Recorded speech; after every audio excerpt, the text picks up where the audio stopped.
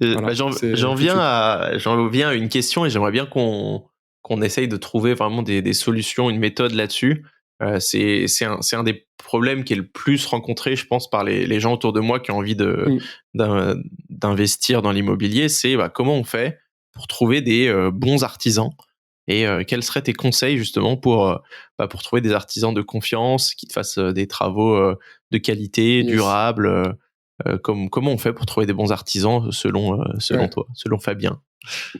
Moi, j'ai un système de points. Ok. Comme à l'école, j'ai un système de points. En gros, moi, je vais... Alors, déjà, il faut bien préparer. Alors déjà, il y a une bonne préparation à faire sur son projet. Ce que je fais, c'est que déjà, je vais prendre des photos de ce que je veux rénover. Je vais faire des plans, même à la main, hein, je fais des plans. Bon, moi, je dessine sur l'ordinateur avec AutoCAD, mais on peut le faire, il y a plein de logiciels gratuits en ligne. Oui, je conseille Il y a comme Cozy Cozy Casa Casa, que je conseille souvent, qui exactement, marche bien. Ouais. qui fait le boulot. Et je vais faire aussi un cahier des charges. Donc, je vais dire, voilà, moi, je veux au sol, dans les pièces de vie, je veux tel revêtement de sol, je vais mettre un cahier des charges énergétique et matériaux de finition. Enfin voilà, les types de meubles que je veux pour la salle de bain, les parois de douche, les bacs de douche, etc. J'envoie ça. Alors j'appelle les entreprises. Déjà, j'essaye de voir qui est disponible dans 3 4 mois quand je veux commencer le projet. Donc déjà, s'il y en a, ils me disent, oh, je suis pas dispo avant 1 an ou 2 ans, bon, ben, je dis, bon, ben, tant pis. Ceux qui sont OK, je leur dis, écoutez, moi, je vous envoie cahier des charges, photos, plan. Je leur envoie par mail, on se donne rendez-vous. Alors déjà là, tu peux avoir un point en moins si t'as pas imprimé ou si t'as pas pris, si t'as pas regardé le cahier des charges ou les plans ou rien. Si t'es venu vraiment les mains dans les poches, là c'est direct moins hasard. C'est sur combien ta grille? 3. 3 points. Donc là, direct, tu passes déjà à 2. Et ça, et vraiment, je l'ai remarqué, il y en a, ils sont sérieux, ils ont imprimé le truc, ils ont déjà fait des notes, ils ont déjà des remarques, ils ont fait des notes sur les plans, sur le cahier des charges, ils ont déjà travaillé le truc. Et déjà là, on voit tout de suite le sérieux. Ensuite, je vais faire la visite. Donc, pendant la visite, je vais faire un peu la personne qui connaît pas trop, et je vais poser des petites questions pièges techniques, on va dire. Et notamment le plaquiste où je voulais dire comment est-ce que vous avez géré là autour de la fenêtre l'isolation. Je sais pas.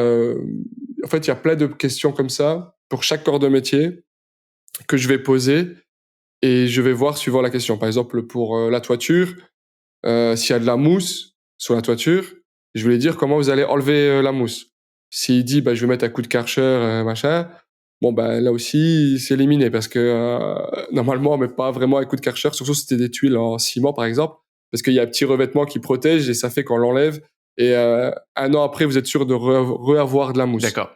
Donc c'est plein de petites questions comme ça, donc ça c'est direct moisa aussi. Et après il y a aussi le devis, s'il envoie peu dans les temps, etc.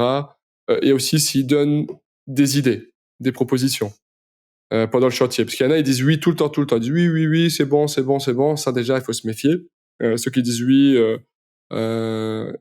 Et il y a ceux qui donnent des idées. Ils vont dire ah, moi je ferais plutôt comme ça, plutôt comme ça. Et en fait, plus vous ferez visiter votre chantier à des artisans, à des entreprises, plus chacun va vous donner des idées et plus vous allez réoptimiser vos plans et votre cahier des charges.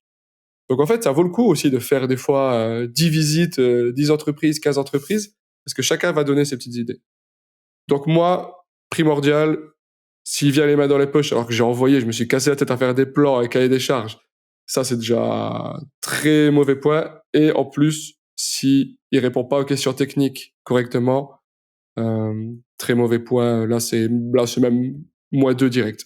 Ok. donc, Et bon point sur cette donc voilà. partie-là, c'est vrai que moi, tu vois, je suis un grand fan d'IKEA pour les cuisines notamment, ça a toujours été du Mm. IKEA et tout. Maintenant, je loupe jamais je me fais toujours une petite visite chez Cuisinella et ils vont me faire des petits Exactement. plans et tout. Et bon, je suis désolé pour Cuisinella, hein, franchement, leurs vendeurs elles sont super bons et parfois ils arrivent presque à te faire craquer, hein, mais les prix sont souvent 2, 3 fois supérieurs à ce que tu peux Ouais. faire par toi-même avec un peu de sueur chez IKEA. Mais du coup, ça te donne des idées, en effet, de manière sur le design, sur la manière d'optimiser l'espace, etc., qui peuvent être intéressantes. Exactement. Et tu vois, il y en a aussi, en fait, c'est exactement ça. Tu utilises aussi leur expérience pour ensuite, tu prends un peu le meilleur de chaque et tu te fais ton projet. Et ça, parce qu'en fait, ce qui est important, c'est vraiment la préparation du projet. Ça, c'est vraiment un truc qu'on sous-estime. Euh, alors, je sais plus ce que je voulais dire. Je sais plus ce que je voulais dire. Mais en C'est tout pas cas, grave. ouais, ah oui, il y en a qui conseillent, il y en a qui disent qu'ils éliminent les artisans ou les entreprises si le devis est pas très détaillé, s'il est pas très bien fait.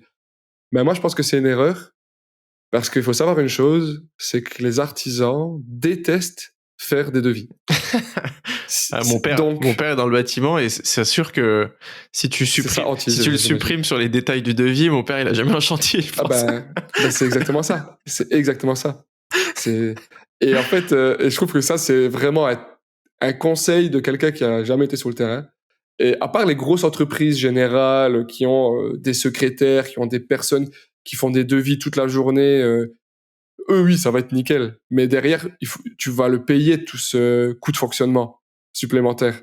Alors que l'auto-entrepreneur ou la petite TPE, franchement, si moi, il est venu en visite avec le cahier des charges, les photos, que pendant la visite, il a donné des bonnes idées, des bonnes variantes, que je lui dis, ah, mais là, j'ai pas le budget pour ça, qui me dit, ok, bah alors on peut le faire comme ça, et qu'en plus, il a répondu aux questions techniques, bah, le devis, il peut même me le faire sur une page et m'écrire son prix, franchement, je le prendrai parce que c'est pas ça le plus important. Ok, hyper intéressant cette partie-là. Et ensuite, sur la partie du prix, de la négociation, est-ce que tu as des conseils à nous donner? Est-ce que tu les mets en concurrence? Est-ce que tu donnes le devis de l'un à l'autre sans les prix en lui disant de remplir? Est-ce que tu as des trucs pour la négociation et pour fixer le prix juste?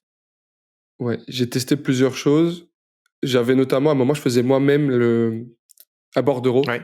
Il y avait juste les cases à remplir aux entreprises et j'envoyais ça aux entreprises. Ça, pourquoi pas. Ça marchait bien, mais ça demande aussi une petite expertise. Moi, c'était mon métier. Je faisais ça en tant qu'ingénieur. Ouais. Je le faisais, Avec des grands fournisseurs. Régulièrement. Donc, ouais. Exactement. Donc, je faisais vraiment des bordereaux et après, on l'envoyait. On faisait des appels d'offres comme ça. Donc, moi, je me faisais mon petit mini appel d'offres pour... Enfin, au Luxembourg, je fais ça pour des millions, et puis pour moi, c'était pour 50 000, 100 000, 200 000 euros de travaux. Ils devaient être surpris, les artisans, quand ils recevaient ton petit bordereau. Oui, complètement. Ouais, complètement. Ils étaient contents parce que je leur marchais vraiment le travail. Je leur mettais le métré, le détail de la position, voilà, fourniture plus pose d'un bac de douche de 80 x 80 en céramique, blabla, finition autour, acrylique, y compris, hop. Génial. Mon père, il aurait adoré. Ça c'est... Et ça fait... Et au moins, par contre, quand tu fais ça, c'est vraiment le gros avantage, c'est que tu peux comparer vraiment les prix unitaires des entreprises.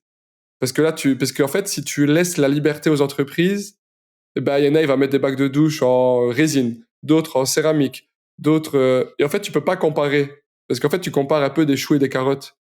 Et en fait, de cadrer au minimum avec un cahier des charges, si vraiment vous êtes motivé avec un bordereau, où ils sont juste à remplir, au moins, on peut comparer vraiment les prix unitaires. Donc, et ça, c'est super pratique parce que des fois, on voit une position, on voit un truc, genre, tout le monde a mis, il y a 5 entreprises qui ont mis tableau électrique 800 euros, puis on voit un électricien qui, lui, il l'a mis à 1500 euros. Mais par contre, si on le met, s'il s'aligne sur les autres prix, s'il se met à 800 euros, bah, il devient le moins cher, il devient ultra compétitif. Alors qu'en laissant comme ça, imaginons vous avez 10 appartements, bah, c'est ça. C'est juste cette position parfois qui le met dans les choux. Et là, bah, là, justement, là, je l'appelle, je lui dis, écoutez, là, j'ai votre bordereau, j'ai analysé, pour moi, tout est OK, mais il y a juste un problème avec le tableau électrique. Moi, il y a tout le monde qui me met 800 euros, vous, 1500, je comprends pas. Et des fois, ils disent, ah ouais, bon, c'est une erreur. Ah bon, OK, je m'aligne, et puis hop. Okay. Donc ça, c'est le gros avantage quand on fait un bordereau, cahier des charges, c'est qu'on peut vraiment comparer. Donc là, on va vraiment avoir, là, on va pouvoir vraiment avoir de la matière pour négocier sans passer pour un marchand de tapis. Et ça, c'est un truc vraiment, je déteste passer pour un marchand de tapis.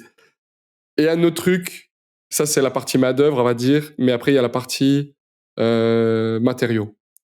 Après, là, ça devient des choix techniques.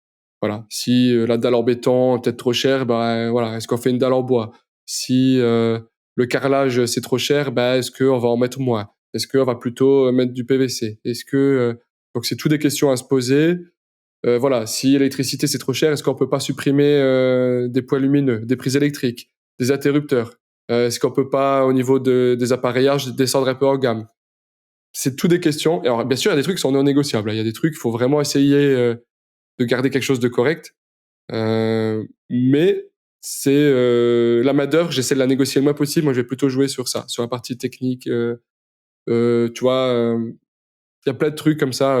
Essayer que la salle de bain et la cuisine soient proches pour avoir le moins de conduite, pour que voilà, tous les tuyaux soient au même endroit. Donc ça réduit aussi le nombre de raccords, ça réduit. Donc c'est plein. Mais ça, pour moi, c'est la partie préparation quand on le fait.